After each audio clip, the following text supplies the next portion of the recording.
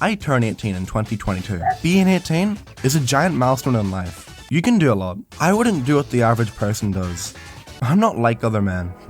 My first instinct? Sausage party. Ah, not that kind! The Seth Rogen movie. That came out in 2016, over half a decade ago.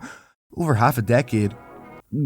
I'm old. Wanna know who wasn't old? 12-year-old Andrew. Look at that little freak. He deserved to be bullied. And bullied he was, because of his interests. 12-year-old Andrew's interests were conventional 2016, and by that I mean being an idiot and not knowing anything about what he's talking about. Thank you, iDubbbz. Not to widen the conversation, but culturally 2016 was an incredibly different time. And I don't really blame iDubbbz because he was a product of his time, shaped by the wider society. And I'd like to think that we've all changed and grown since 2016. And Seth has too. He's moved on to larger, more important projects. And as he should, because he would have been burnt out by the movie itself. The Sausage Party was a production nightmare. Seth tried for 8 years to get the movie to be picked up by a larger studio, but they were all scared off because of the oxymoronic nature of the movie and its realistic approach to the premise of, what if food had feelings? Which on one hand is similar to other Pixar movies like, what if cars had feelings? What if toys had feelings? And what if old people had feelings? They're all fictional ideas that aren't real in any way. And in those movies they approach each concept with a veil of innocence. Sausage Party goes deep into that concept in every nuance you can possibly think of apart from one or two things. And it naturally gives insight into what being a fooder in a supermarket would be like. The story has a pseudo-religious undertone to it being, oh, you get freedom in the great beyond, which is what the outside world is called in this movie. But realistically, they're food. They were made for one reason. To be eaten. And there's a tone of hopelessness sprinkled throughout the movie that keeps the story weighted and reminds the audience, yo, food gets destroyed all the time. It wouldn't be an easy time being a bagel, because your purpose is to be eaten. Speaking of purpose, isn't it crazy that this movie unites so many iconic celebrities, synonymous with 2016 popular culture? I mean, think about it. Seth Rogen, Jonah Hill, Michael Cera, Edward Norton, Kristen Wiig, James Frank, Nick Kroll.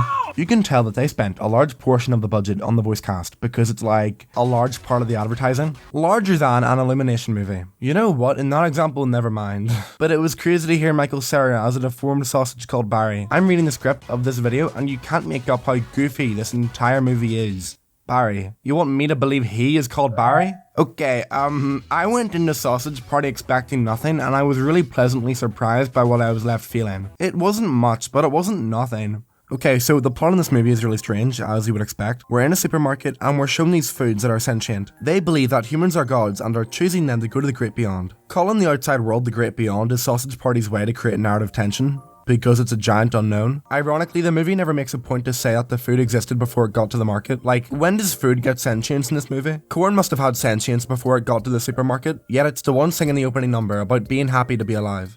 Dear God, you're so divine in each and every way. To you we pray. Anyway, we meet our main character Seth Rogen, Frank, who lives in a package with other sausages. And then you have Barry beside him, followed by Jonah Hill playing this character called Carl. I love how for the American hot dog sausages I just went on Google and typed in white man names. It sticks out immediately, but there's really interesting dichotomy between the real world and the world the food sees. And you can see it in the saturation going way up. It's pleasing. Another thing about the shots, I didn't expect the cinematography to be anything interesting, but I was proved wrong. Whenever there's gore, you know there will be gore because visually it gets much darker, exaggerated, and the shots become far more dynamic. We're meant to believe that this bun called Brenda, voiced by Kristen Wiig and Seth Rogen's character, are dating, and throughout their introduction scene you get bombarded with jokes and innuendo, which is constant throughout the movie. There's a death scene early on which goes into establish an ominous tone, and it goes to remind you, food is perishable.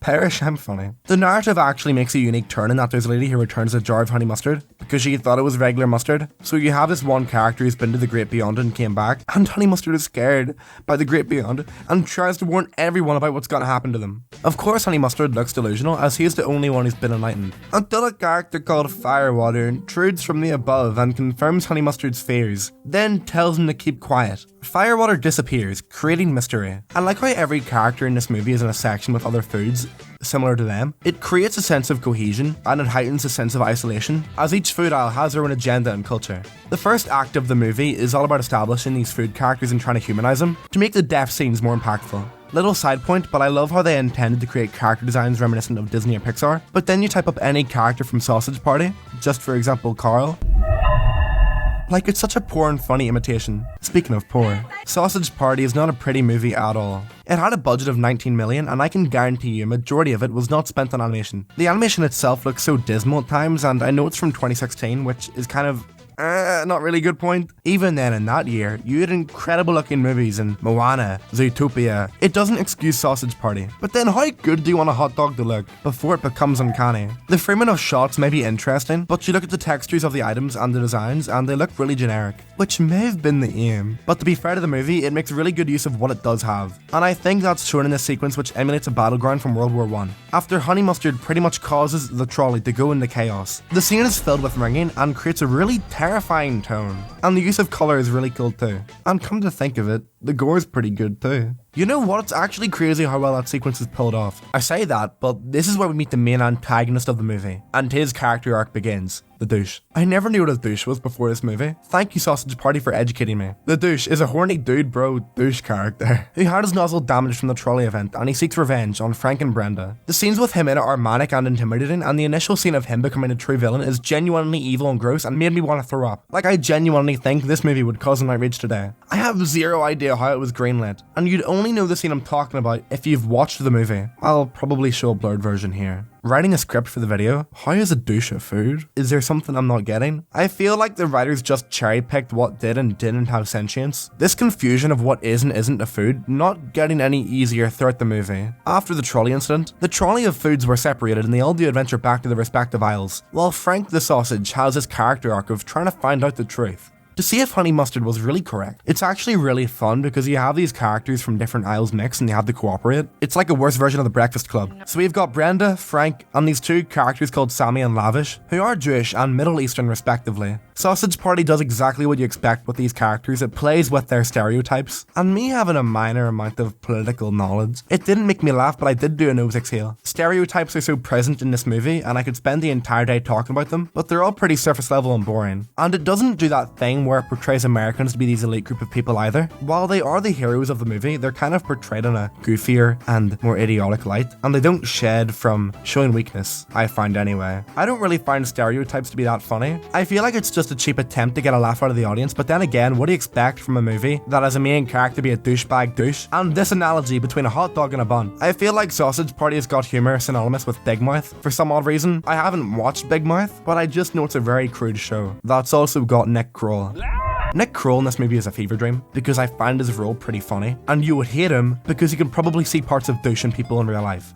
A majority of the movie takes place in a supermarket, and we go through different aisles which act as different countries pretty much. It's established really early on in the movie, but each aisle has pretty much got their own culture, and it's fun because it widens the scope of the movie without doing a lot. And then thinking about it deeper, it does actually make the stereotypical representations really accurate, because the food that you see in supermarkets aren't really accurate to what the people of those countries eat. They're Western interpretations, just like how stereotypes are Western interpretations of other cultures. That's enough of me being really weird for today. Brenda and Frank have this argument, which isn't really an argument, but we need to set up Frank going on his own endeavour to the ice aisle, which is basically a trek to where he'll find out the truth. Then the B plot of the movie is about the characters who didn't get jolted out of the trolley going home with a lady, and most of them experience a graphic demise. I say most of them because Barry escapes with his life and ends up on his own mission. I never would have expected him to play a large role in the movie, but I got proved wrong. He became comically confident, as in, he goes on a giant mission to return to the supermarket, which involves him walking in the great beyond, and he finds all sorts of items that have sentience. This leads him to a drug addict who is able to communicate with food thanks to the hallucinations, and I never would have expected the two worlds to converge like that. However, I got proved wrong again. We go to this drug addict's house that's filled with more sentient food, but we meet a Stephen Hawking-esque character called Gum who is really smart and knows a lot. Him and Barry are planning to use a drug addict to their advantage. I'm saying drug addict because this guy does not have a name, and he's played by James Franco, and I don't want to call this guy either of those. Either way, the drug addict exits the movie in a pretty funny way, and he isn't relevant in the third act at all. I think that the druggie was just used to give Barry this traumatic experience that shaped him into being a more confident sausage. Meanwhile, Frank has just seen the truth in the book. And just to remind you, none of these foods know what being eaten is like, hence it being startling to everyone. Although not everyone agrees with Frank, and he looks questionable, at the least. The third act of the movie, while it is the final act, there are two different parts to it. All the plot points meet here, and we have this giant fight in a supermarket where Barry shoots bath salts into the humans. There's a period where they're all docile from the initial high, and Frank takes the opportunity to remind them and advocate for freedom of belief for all. like a true American. But that speech was incredibly short-lived as the humans began trying to eat the food because they're all high. This making it blatantly clear to every food that humans are not altruistic. This leading on to a long fight scene where Douche comes back, does his douche maneuver, and I'd be dumb if I acted like it wasn't a really dumb fight scene. Like, they use horseradish as horses. How creative. What I do respect about Sausage Party is that it's self-aware enough to know that most of it is sex and food jokes. The fight ends in a propane-powered bin pushing Darren and Douche, and both of them rocketing up into the air, then exploding. And then after that, we get a scene where Frank and Brenda are like, oh, what should we do? Which then comes with, oh, I know what I want to do, baby. And then you've got the last few minutes of the film consumed by a party sex scene. This being before Sausage Party attempts to set up a sequel by going for a Truman Show-esque ending where Firewater is talking about cartoons and how the food in the movie aren't real. Oh my gosh. Sausage Party was a product of its time, and I don't believe it has aged particularly well, consisting of a lot of crude humor that immature 15-year-olds would find funny, and some genuinely disturbing scenes. I feel like actually being an adult is different from the idea of being an adult. You'd assume that life gets much more interesting and explicit, but it doesn't really. You find yourself longing for that simplicity you had when you were younger. This is just me talking about myself, but 12-year-old me found the idea of Sausage Party hilarious. Why do you look like that? 18-year-old me watched it and found it embarrassing. I know that everyone's got their own taste in media, but if I had a friend say to me, hey bro, let's watch this funny movie, Sausage Party, I would look at him and scream. It's different from other Seth Rogen movies that I do enjoy, probably because the premise in those movies aren't as goofy. I think Sausage Party was cool experimentation for the adult animation medium, and it had some really interesting cinematography, to be fair. But the more I think about it, the more I believe that Sausage Party probably would have worked better being a one-season-long Adult Swim show. I say I don't like it, but objectively, it was very profitable, grossing over $140 million worldwide. I also don't believe a sequel's happening because there were issues with the animation studio overworking staff and threatening to blacklist them if they didn't do overtime for free. Knowing that tidbit of knowledge makes me sad. I do enjoy crude, on-the-nose humor to an extent, but I found that in Sausage Party it was way overdone. Same with the gore. It felt like they wanted to repeatedly remind you that it was an adult animated movie, and that aspect overtook the storytelling. And it's not like the storytelling was that good anyways. Characters felt thrown around to fit whatever agenda the writer needed them for at the time. All in all, I'm pretty happy that we've moved on culturally from media like that, and I much prefer adult media made now. Thank you for watching this to the end, it means the world. Watch another video man if you want to, and thank you to Patreon for making this video possible. Bye.